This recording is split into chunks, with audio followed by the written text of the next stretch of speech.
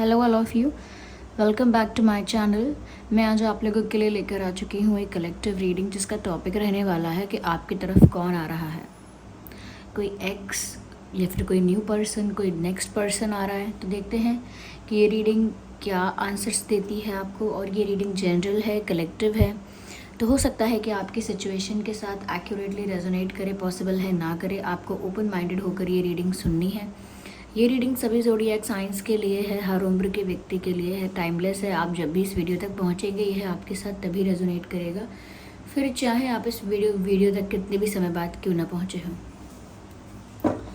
Okay, without wasting time हम देखते हैं यहाँ पे कि आपकी तरफ कौन आ रहा है। जितना आपकी सिचुएशन के साथ रेजोनेट होता है उतना ही एक्सेप्ट कीजिएगा and leave the rest. So this card wants to come out, Four of Swords here, Justice, again Swords. Okay, I need one card at one time.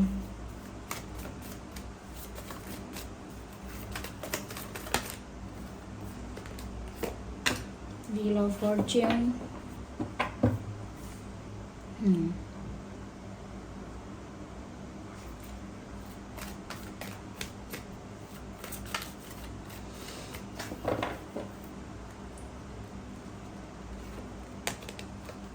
Swords.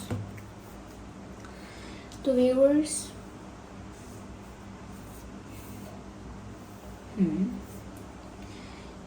आपकी तरफ कौन आ रहा है। देखिए, मुझे ऐसा लगता है व्यूअर्स कि ये कोई न्यू पर्सन नहीं है।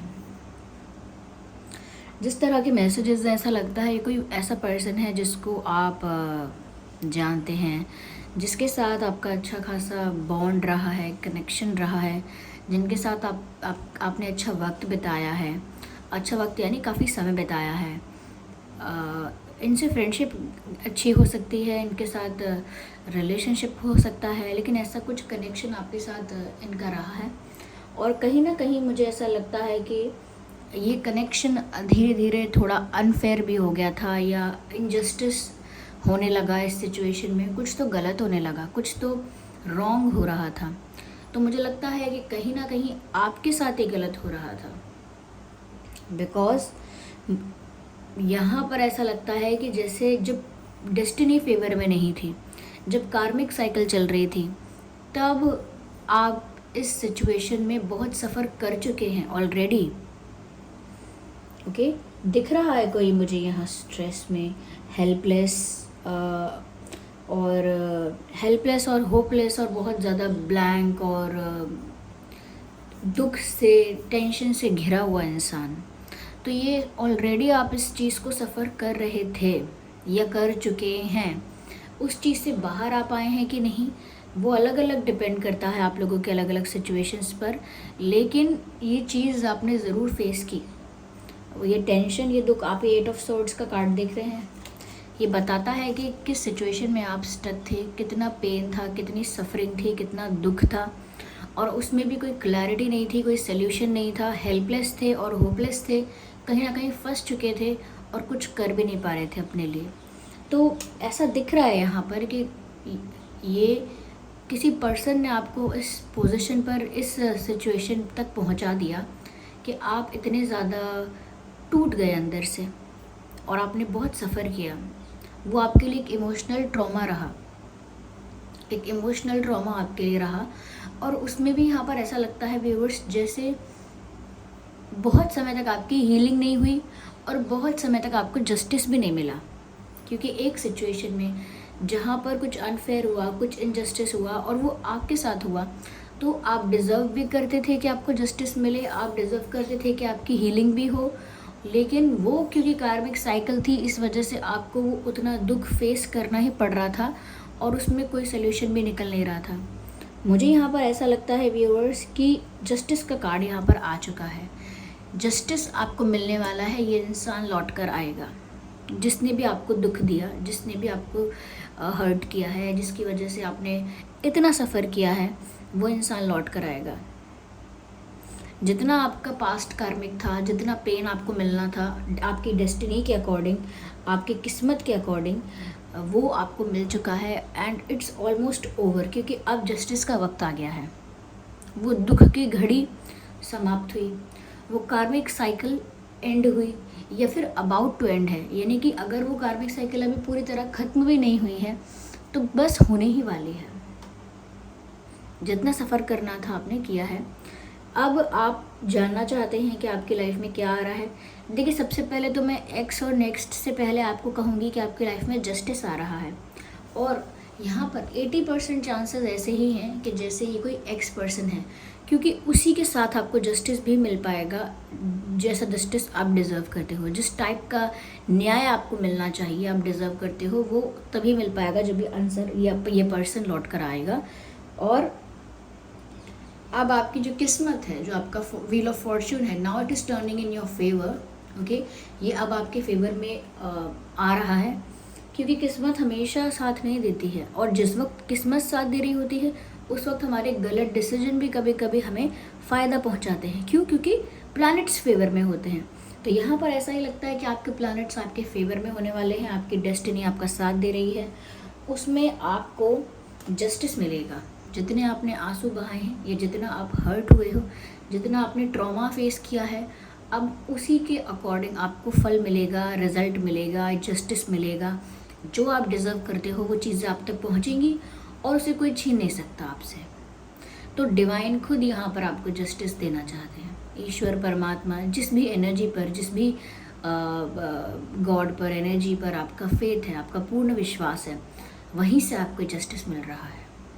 ओके, क्योंकि परमात्मा आपके कार्मिक साइकिल को तो रोक नहीं सकते, यानी आपके कर्म तो नहीं काट सकते जस्ट लाइक दैट, लेकिन आपको कहीं ना कहीं जस्टिस सर्व करना या जो आप डिज़र्व करते हो वो चीज़ें आप तक पहुंचाना, जो आपकी डेस्टिनी में है वो तो आपको मिलना ही है।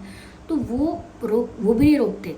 लेकिन आप सोचो कि मेरे कर्म ना कटे, वो नहीं होता, क्योंकि अगर हम किसी पर अपना फेथ रखते हैं, सबसे पहले वो हमारा अच्छा चाहेगा, और हमारा अच्छा चाहने में सबसे फर्स्ट स्टेप जो है वो यही है कि हमारे पुराने कार्मिक्स को क्लियर होना होगा, तब कुछ अच्छा हो सकता है हमारे साथ। तो आपके कार्मिक्स ऑलमोस्ट क्लियर हो गया लगता है, और अब आपको डिवाइन आपको जस्टिस सर्व कर रहे हैं, और इस जस्टिस में आप इस एनर्जी से बाहर आ जाएंगे। ये स्टक एनर्जी जो थी आपकी, painful energy, look at this picture, चारों तरफ स्वर्ड्स हैं, एक इंसान बीच में खड़ा है, आंखें कवर्ड हैं, हाथ बंधे हुए हैं, कुछ कर भी नहीं सकता, हिलने की भी कोशिश करेगा तो आसपास स्वर्ड्स है। यानी कि इतना एक दलदल में फंस जाना, या इतना एक किसी चीज़ में अपने आप को फंसा हुआ महसूस करना जहाँ से खुद भी चाह कर ना निकल पाएँ, क्योंकि वो चीज़ें दिमाग से नहीं निकलती हैं, वो दुख दिल से नहीं निकलता है। तो यहाँ पर ऐसा भी हुआ है। मुझे ऐसा लगता है कि ये जो पर्सन है ये आपकी लाइफ में लौट कर आएंगे, डेफिनेटली लौट कर आएंगे। और इस वक्त मुझे लग रहा है कि जस्टिस की शुरुआत कुछ ऐसे हो रही है कि ये इंसान कहीं ना कहीं अब अपनी लाइफ में कंफ्यूज हो रहा है, और ये भी स्टक फील कर रहा है। ये सोच रहा है कि इसने जो किया या इन्होंने जो किया वो ठीक था या गलत, इन्हें आपसे माफ़ी मांगनी चाहिए थी या नहीं। अब धीरे धीरे ये अपने पास्ट के बिहेवियर को, पास्ट के एक्शंस को, डिसीजंस को रिकंसिडर कर रहे हैं, रिव्यू कर रहे हैं, रीचेक कर रहे हैं कि जो मैंने किया सही तो किया ना। तो यहाँ तक बात क्यों पहुँची है, क्यों ये इंसान जो कर रहा था उसके बाद अब अचानक चेक करने लगा है कि क्या क्या किया, कैसा किया, ठीक था, कितना ठीक था, गलत था तो कितना गलत कर दिया। तो ये बातें दिमाग में आ ही इसीलिए रही हैं क्योंकि जस्टिस सर्व होना स्टार्ट हो गया है। देखिए, जस्टिस एक दिन की, एक मोमेंट की बात नहीं है, अब ये एक प्रोसेस में सर्व होगा। तो इनको धीरे धीरे ये चीज़ें खटकने लगी हैं कि जो इन्होंने किया है क्या वो इतना गलत है, क्या आपको हर्ट किया, आपको दुख पहुंचाया, आप कितना बुरा माने हो, कितना हर्ट हुए हो आप। तो कहीं ना कहीं अब उनको क्वेश्चंस उनके दिमाग में आ रहे हैं, और जिसकी वजह से वो कंफ्यूज भी हो रहे हैं, स्टक भी हो रहे हैं, क्योंकि इतना कुछ सोचने के बाद उनको समझ में नहीं आ रहा है कि वो राइट जाएं कि लेफ़्ट जाएं, अपोलोजाइज़ करें कि इस सिचुएशन से फ्री हो जाएं। उन्होंने जो गलती की है उसके लिए आपकी लाइफ में लौट कर आएँ, जितना जितना आपने उनको मतलब अटेंशन दिया, केयर दिया, जो भी किया आपने उनके लिए, तो उसको अप्रिशिएट करें, उसको कहीं ना कहीं उसके लिए ग्रैटिट्यूड शो करें और आपकी लाइफ में लौट कर आएँ। क्योंकि एक रियलाइजेशन है, एक गिल्ट है, या फिर अब जो हुआ सो हुआ भूल कर आगे चले जाए, तो कहीं ना कहीं लगता है मुझे कि ये इंसान अभी भी स्टक हो रहा है। अब स्टक होना शुरू हो गया, अभी भी नहीं, अभी स्टक होना शुरू हो गया। Look at this picture. यहाँ पर ऐसा लगता है, एक मिनट, इस इंसान की आंखों में देखिए पट्टी बंधी हुई है, यानी कि ब्लाइंड फोल्डेड है, और दोनों हाथों में सोर्ड्स हैं। क्लैरिटी नहीं है, डिसीजन लेना है ये पता है, लेकिन क्लैरिटी नहीं है। इनको ये पता है कि इन्हें कुछ करना चाहिए इस वक्त, लेकिन ये नहीं पता कि क्या करें और क्या करें क्या ना करें। ये सोचने में भी, ये सब कुछ सोचने में समय जा रहा है, लेकिन ये डिसीजन लेना चाहते हैं। ओके, ये डिसीजन लेना चाहते हैं, लेकिन डिसीजन क्या ले ये सोचने में समय लग रहा है। ये भी स्टक फील कर रहे हैं। क्यों? क्योंकि अब इनके दिमाग में भी दो तरह के थॉट आने लगे हैं, सही किया, गलत किया, अपोलोजाइज और not to apologise, okay, feeling guilty और इट्स फाइन। तो इस तरह के इनके दिमाग में भी अब दो ऑप्शंस आने लगे हैं कि जो इनसे हुआ है, ये जो इन्होंने किया है वो किस हद तक ठीक है, कितना ठीक है, इस तरह के विचार इनको भी आने लगे हैं। या मुझे यहाँ पर ऐसा लग रहा है कि ये इंसान बहुत ओवर थिंकिंग भी कर रहा है, अपनी फैमिली फ्रेंड्स में बिल्कुल समय नहीं दे रहा है। स्वॉर्ड्स ही स्वॉर्ड्स है पूरी रीडिंग में। ये जस्टिस का कार्ड है, यहाँ भी स्वॉर्ड है, तो यहाँ पर स्ट्रेस तो बहुत है, लेकिन ये इंसान भी बहुत स्ट्रेस में आ गया है। ये बहुत इंसान सोच रहा है। Look at this picture. यहाँ पर भी इंसान ऐसे कोई लेटा हुआ है और यहाँ स्वॉर्ड रखी है, यहाँ पर भी 3 स्वॉर्ड्स है, लेकिन ये कोई भी स्वॉर्ड यूज़ नहीं कर रहा है।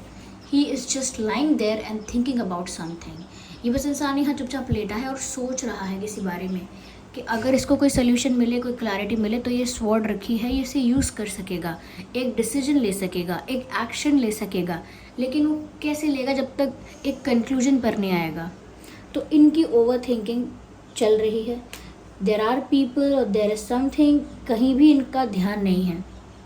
They are just thinking about you और the actions they did, like actions they took. तो उन एक्शंस के बारे में, उन डिसीजंस के बारे में सोचते जा रहे हैं जो इन्होंने लिए थे। तो व्यूअर्स, शुरुआत गिल्ट से हो चुकी है, रिग्रेट तक पहुंच रही है। ये इंसान आपकी लाइफ में लौट कर आएगा। Let me clarify more. This person will come back. ये इस पर्सन का एयर साइन भी हो सकता है, या आपका भी एयर साइन हो सकता है, लेकिन ये रीडिंग सभी ज़ोडिएक साइंस के लिए है, so do not worry about science, ठीक है। आइए और क्लैरिफाई करते हैं। या this card, okay, I need 1 card. मुझे लगता है ये इंसान लौट कर आएगा, माफ़ी भी मांग सकता है, फ्रेंडशिप भी ऑफ़र कर सकता है, तो फ्रेंडशिप का ऑफ़र लेकर आ सकते हैं, but there is something they will again come in your life. ये इंसान आपकी लाइफ में लौट कर आएगा, लेकिन व्यूअर्स मैं आपसे दोबारा कहूँगी, ये पेज ऑफ कप्स कोई सीरियस ऑफ़र नहीं होता, ये कोई कमिटमेंट का कोई सॉलिड ऑफ़र नहीं है। ये आपकी लाइफ में आएगा, हो सकता है अपोलोजाइज़ करे, हो सकता है आपसे फ्रेंडशिप करे, हो सकता है आपके साथ एक अच्छा फ्रैंक बिहेवियर आपके साथ मेंटेन रखे, हो सकता है बहुत स्वीट भी हो आपके साथ, लेकिन एकदम से कोई प्रपोजल या लव का कोई कन्फेशन ऐसा मुझे नहीं दिख रहा है। ये इंसान आ रहा है आपकी तरफ, और जिस भी इंटेंशन के साथ आ रहा है वो बहुत इंटेंस और सीरियस नहीं है, क्योंकि यहाँ पर आपको जस्टिस सर्व होगा। तो ये इंसान हो सकता है माफ़ी मांगे, या कहीं ना कहीं बहुत रिग्रेट में चला जाए, बहुत गिल्ट में चला जाए, तो ये आपसे माफ़ी पाने के लिए या आपसे कहीं ना कहीं एक फ्रेंडशिप के लिए बहुत कोशिश करेगा ये इंसान। लेकिन अगर प्रपोजल है या कन्फेशन है या जो भी है वो आगे हो सकता है, लेकिन अभी ये जिस इंटेंशन से आपकी तरफ आएगा, मुझे लगता है कि बहुत लाइट बिहेव करेंगे आपके साथ, लेकिन माफ़ी मांगना भी चाहेंगे, ऐसा लगता है। तो ये लौट कर तो आ रहे हैं। This person is coming back.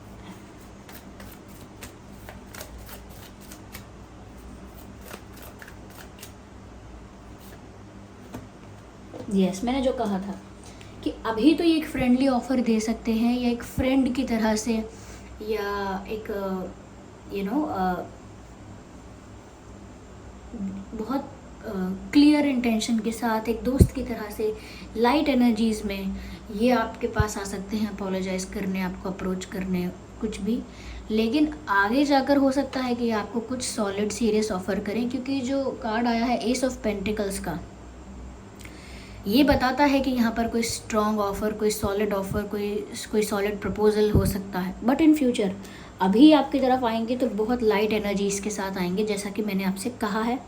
Letter on they will propose you और they will offer you something solid, something serious. आगे जाके ये इंसान आपको कुछ सॉलिड ऑफर्स देंगे, कुछ सीरियस ऑफर्स दे सकते हैं, शादी का, कमिटमेंट का, ओके, या इंगेजमेंट या रिश्ते को ऑफिशियल करने के लिए कुछ आपके साथ ऐसा रिश्ता चाहेंगे, तो ये बाद में होगा। लेकिन अभी ये आपकी तरफ ज़रूर आएंगे, बिकॉज आपको जस्टिस मिलना है। Nobody will stop it, nobody can stop it, okay. तो अब आपकी डेस्टिनी ही इस फेवर में है कि आपको, आपके साथ ये होना ही है।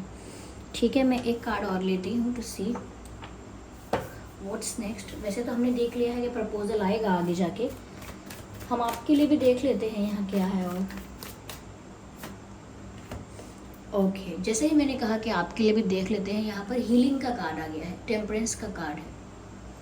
मुझे लगता है व्यूअर्स, जो कि मैंने आपसे स्टार्टिंग में कहा था कि आपकी भी हीलिंग नहीं हो पाई, आपने वो ट्रॉमा फेस किया, लंबा समय गुजरा, आपको जस्टिस नहीं मिला और आपकी हीलिंग नहीं हुई। तो जस्टिस का आंसर तो हमें यहाँ मिल गया, लेकिन आप पर बहुत मेहरबान हैं वो जिन पर आपका विश्वास है, परमात्मा, जिस भी एनर्जी पर, जिस भी गॉड पर, जिस भी देवी देवता पर आपका विश्वास है सबसे ज़्यादा, वो आपको किसी भी चीज़ से इनकम्प्लीट नहीं रख रहे हैं। हमने दो चीज़ों की बात की थी, जस्टिस और हीलिंग की, तो जस्टिस तो सर्व कर ही रहे हैं वो आपके लिए, साथ ही साथ हीलिंग का कोई कार्ड नहीं आया था, ये हीलिंग के लिए मैसेज नहीं आया था, तो हीलिंग के लिए भी मैसेज उन्होंने भेज दिया है कि आपकी हीलिंग भी इस प्रोसेस में हो जाएगी। जिस प्रोसेस में यहाँ पर आपको जस्टिस सर्व होगा, उसी के साथ साथ पैरेलल, एक साथ आपकी हीलिंग भी होती रहेगी, यानी कि आपकी हीलिंग होने का समय आ गया है। ओके, अब बहुत ज़्यादा टाइम तक उसी पेन में, उसी डिप्रेशन में, उसी सैडनेस में, उसी ब्रोकन हार्ट, ब्रोकन एनर्जी में अब और नहीं रहना है। You will get heeled, because you will get justice.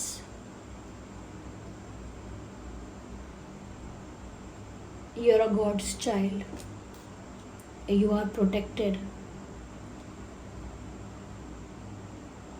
Yes.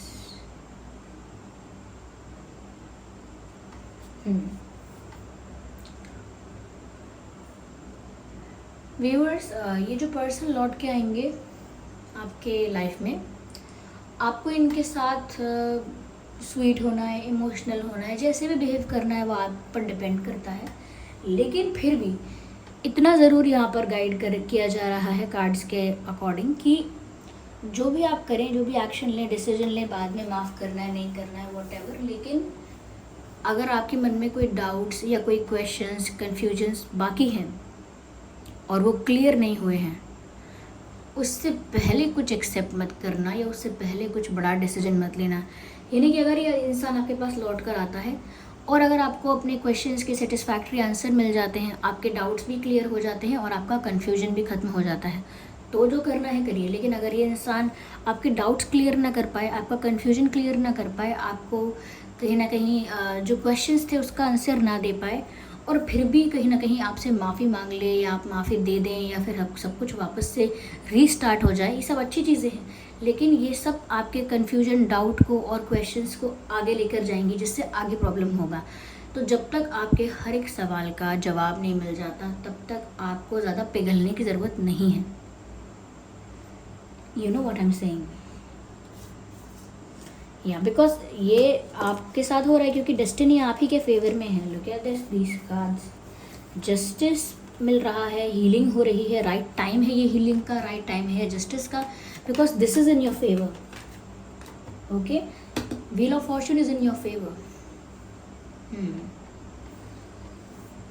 चलिए एक सेकेंड और रुकिए।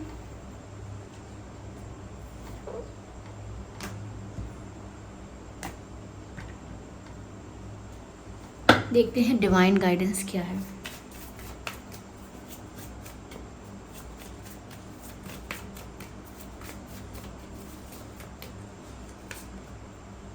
रिकन्सिडर। तो जैसा कि मैंने इनके लिए कहा था, ये अपने डिसीजन को, जो भी डिसीजन लेना चाहते हैं उसके बारे में बहुत सोच रहे हैं, और साथ ही साथ जो डिसीजंस लिए थे इन्होंने, सही लिए थे गलत लिए थे, उसके बारे में बहुत सोच रहे हैं। यहाँ पर गाइडेंस भी यही है व्यूवर्स के, जो मैंने आपको अभी कहा कि आप जो करना चाहे, इनकी माफ़ी स्वीकार कर लेना, इनको माफ़ कर देना, इनका प्रपोज़ल एक्सेप्ट कर लेना, इनकी फ्रेंडशिप एक्सेप्ट कर लेना, जो भी करें आप उसको सोच के करें, एकदम से ना ले वो डिसीजन, ठीक है। डिवाइन गाइडेंस है यहाँ पर कि जो भी आप करेंगे वो अपनी सिचुएशन के अकॉर्डिंग ही करेंगे, लेकिन जब तक आपको क्लैरिटी, सेटिस्फैक्शन नहीं मिल जाता तब तक आपको रीथिंक करने की ज़रूरत है। अगर आपके मन में कोई क्वेश्चन था तो ये नो का कार्ड पॉप आउट हुआ है। आई डोंट नो कि आपके मन में क्या क्वेश्चन था, वो क्वेश्चन तो आप बेटर जानते हैं कि आपके मन में क्या कोई ऐसा प्रश्न था जिसका आंसर आपको यस और नो में मिल सकता है, और डिवाइन ने आपको आंसर दिया है नो।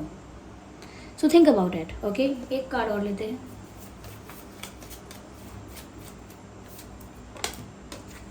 Meditation brings answers. तो क्योंकि मैंने आपसे कहा था कि आपके सच में बहुत सारे सवाल हैं, आपके मन में प्रश्न हैं, आपके मन में क्वेश्चंस आ रहे हैं या आते रहते हैं, उनका जवाब आपको नहीं मिला है, तो यहाँ पर डिवाइन मैसेज भी है कि सच में अगर आपको सब चीज़ों का जवाब चाहिए तो आप ध्यान लगाइए, मेडिटेट कीजिए, आपको आपका आंसर मिल जाएगा, आपको आपके क्वेश्चन का आंसर ज़रूर मिल जाएगा।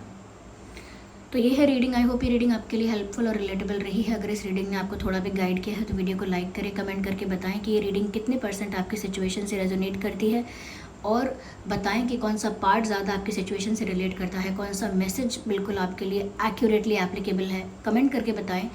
और सब्सक्राइब ज़रूर करें अगर आप नए हैं, और बन जाएं हमारी फैमिली का हिस्सा। बेल आइकन ज़रूर प्रेस कीजिएगा, ओके। तो चलिए फिर मिलते हैं अगली रीडिंग में, तब तक के लिए bye bye family, love you all, bye bye, take care.